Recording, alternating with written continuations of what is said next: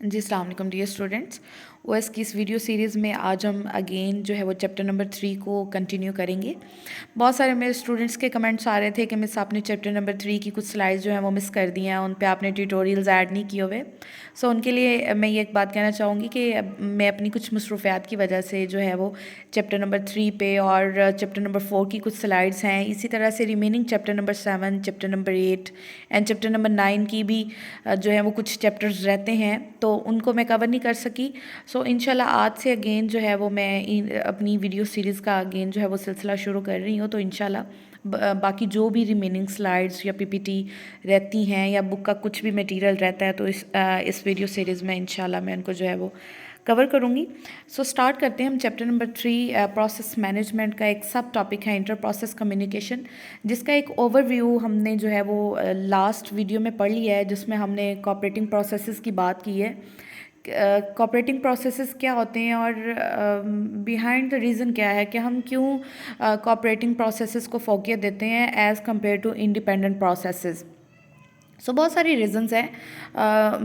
First line में जैसे आप पढ़ रहे हैं, सबसे पहले उसने बात ही कोऑपरेटिंग प्रोसेसेस की है, बिकॉज कोऑपरेटिंग प्रोसेसेस की वजह से हमें बहुत सारी फैसिलिटीज़ होती हैं, हमें हमारा जो है वो मॉड्यूलरिटी का हमें फ़ायदा मिलता है। हम एक टास्क को, एक कंप्लीट बिग टास्क को हम बहुत सारे स्मॉल प्रोसेसेस में उसको डिवाइड कर देते हैं। सो अगर एक टास्क हमारा 10 मिनट्स में होना है, तो वही टास्क हमारा जो है वो हाफ़ टाइम में हो सकेगा, 5 मिनट्स में हो सकेगा, क्योंकि हम एक ही टास्क को स्मॉल मॉड्यूल्स में जो है वो उसको जो है वो डिवाइड कर देते हैं। सो इसमें हमें इंटर प्रोसेस कम्युनिकेशन में और जब हम सिंक्रोनाइजेशन कर रहे होते हैं कोऑपरेटिंग प्रोसेसेस की, बहुत क्योंकि कोऑपरेटिंग प्रोसेसेस में बहुत सारे प्रोसेसेस एक ही टाइम पे रन कर रहे होते हैं, तो क्या होता है कि इन बहुत सारे प्रोसेसेस को मैनेज करने के लिए भी हमें कुछ टेक्निक्स रिक्वायर्ड होती हैं। तो असल में होता क्या है कि जब बहुत सारे प्रोसेसेस एक ही टाइम पे कंकरेंटली एग्जीक्यूट होंगे, तो उनकी सिंक्रोनाइजेशन बहुत ज़रूरी होती है। सो इनकी सिंक्रोनाइजेशन करते हुए हमें कुछ प्रॉब्लम्स फेस करना पड़ती हैं, जिसमें मेन जो प्रॉब्लम है वो है जी हमारे पास प्रोड्यूसर कंज्यूमर प्रॉब्लम। अब होता क्या है बेसिकली इस प्रॉब्लम में क्या होता है कि प्रोड्यूसर जो है एक हमारे पास प्रोसेस जो है वो प्रोड्यूसर कहलाएगा, और दूसरी तरफ जो है हमारे पास एक कंज्यूमर होगा।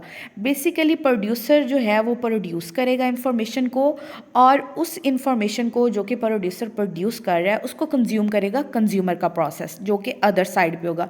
आप इसको यूँ कह सकते हैं कि हमारे पास एक प्रोसेस जो है वो लेफ़्ट साइड पे, और दूसरा जो है प्रोसेस जो कंकरेंटली एक ही टाइम पे रन कर रहा है राइट साइड पे। ठीक है जी।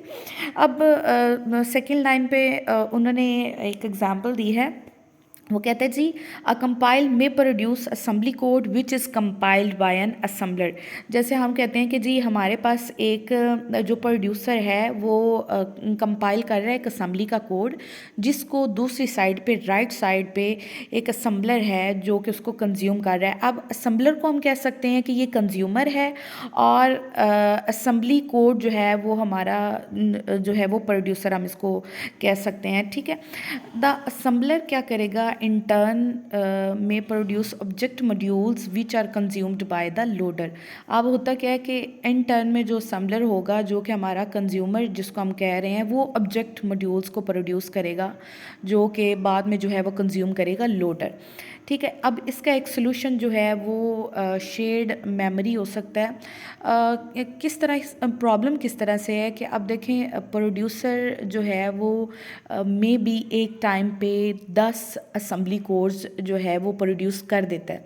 अब इन टर्न पे कोई एक ऐसा बंदा है, कंज्यूमर एक ऐसा बंदा है, या एक आप उसको ऐसा पीस ऑफ कोड कह सकते हैं जो कि 1 मिनट पे उन 10 मॉड्यूल्स को या उन 10 असेंबली कोड्स को जो है वो कंज्यूम नहीं कर सकता। तो हमारे पास ये एक प्रॉब्लम है कि जो प्रोड्यूसर है वो तो प्रोड्यूस करता जा रहा है ना असेंबली कोड्स को।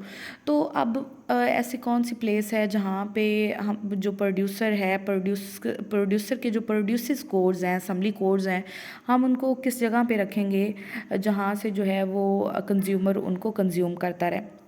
तो इसका जो एक बेस्ट सोल्यूशन है वो शेयर्ड मेमोरी है, कि हम प्रोड्यूसर और कंज्यूमर के सेंटर में एक ऐसी मेमोरी लगा दें जिसको हम डिवाइड कर दें कि उसमें प्रोड्यूसर प्रोड्यूस करता जाए और उसको वन बाय वन जो है वो कंज्यूमर कंज्यूम करता जाए।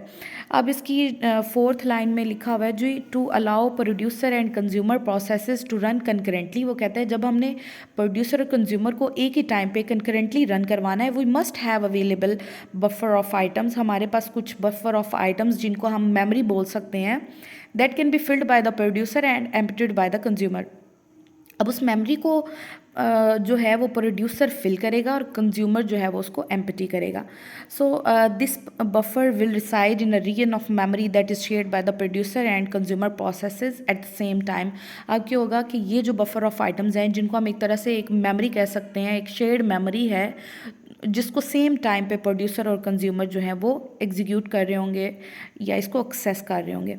Last but not the least, the producer and consumer must be synchronised. ये बात हमने पहले ही की है कि जब भी कोऑपरेटिंग प्रोसेसेस की बात आती है तो हमने उनको सिंक्रोनाइज्ड करना होता है। तो प्रोड्यूसर और कंज्यूमर को हमने इस तरह से सिंक्रोनाइज करना है so that the consumer does not try to consume an item that has not yet been produced. वो कहता है हम प्रोड्यूसर और कंज्यूमर को इस तरह से जो है वो सिंक्रोनाइज करेंगे कि हमारे पास जो है जो हमारे पास कंज्यूमर है वो एक किसी भी ऐसे असेंबली कोड को जो है वो एक्सेस ना कर रहा हो जो कि अभी तक प्रोड्यूसर ने जो है वो प्रोड्यूस ही नहीं किया। सो ये एक ओवरव्यू था प्रोड्यूसर कंज्यूमर प्रॉब्लम का कि ये क्या होती है और किस तरह से जो है वो इसका हम सोल्यूशन को देख सकते हैं। बेसिकली बफर्स जो हमने एक जिसको हमने कहा कि ये एक शेयर्ड मेमोरी है जो हम प्रोड्यूसर और कंज्यूमर के सेंटर में लगाते हैं। तो टू टाइप्स ऑफ बफर्स होती हैं, एक हमारे पास अनबाउंडेड बफर होता है और दूसरी टाइप जो है वो बाउंडेड बफर है। बेसिकली जो हमारे पास अनबाउंडेड बफर है इसमें कोई लिमिटेशन नहीं होती। ये ऐसी एक बफर है जिसके अंदर जो प्रोड्यूसर है वो सिर्फ प्रोड्यूस करता जाएगा और कंज्यूमर कंज्यूम करता जाएगा। लेकिन बाउंडेड बफर के अंदर जो साइज़ है, साइज़ बफर्स का वो एक लिमिटेड होता है। उसमें हमने उतने ही असेंबली कोड जनरेट कर सकते हैं या उतना ही डाटा प्रोड्यूस किया जा सकता है जितना उस बफर का साइज़ होगा। सो यहाँ पे कुछ कोड्स दिखाए गए हैं बाउंडेड बफर के, जिसमें एक हमारे पास शेयर्ड मेमोरी सोल्यूशन दिखाया गया है। इसमें आप देख सकते हैं कि एक शेयर्ड डाटा है जिसमें उसका जो बफर साइज़ है उसने 10 डिफ़ाइन किया हुआ है। एक बाउंडेड बफर जो है वो प्रोड्यूसर के हवाले से किस तरह से जो है वो प्रोड्यूसर प्रोड्यूस करता जाएगा और किस तरह से कंज्यूमर का एक कोड बताया गया है कि किस तरह से कंज्यूमर जो है वो इसको कंज्यूम करेगा। सो ये था एक ओवरव्यू। नेक्स्ट इंशाल्लाह नेक्स्ट वीडियो में मैं इसको डिटेल में कवर करूँगी।